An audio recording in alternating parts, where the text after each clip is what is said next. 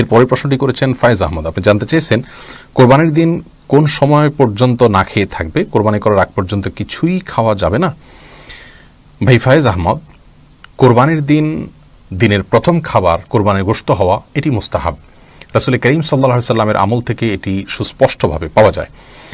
তিরমিজি এবং মুসনাদ আহমদ সহ বিভিন্ন হাদিসের কিতাবে রয়েছে যে নবী করিম সাল্লাল্লাহু আলাইহি সাল্লাম ঈদুল আজহাতে কোনো কিছু খেতেন না বাসায় এসে কোরবানির গোশত প্রস্তুত হওয়ার আগ পর্যন্ত। বিভিন্ন সালাফ থেকে উক্তি পাওয়া যায় যে কোরবানির গোশতটা এটি মূলত তো আমরা আল্লাহকে দান করে দিয়েছি, আল্লাহর উদ্দেশ্যে পশু জবাই করেছি, তারপর আল্লাহ তাআলা সেটি আমাদেরকে খেতে দিয়েছেন। কেমন যেন আল্লাহর পক্ষ থেকে এটি মেহমানদারি।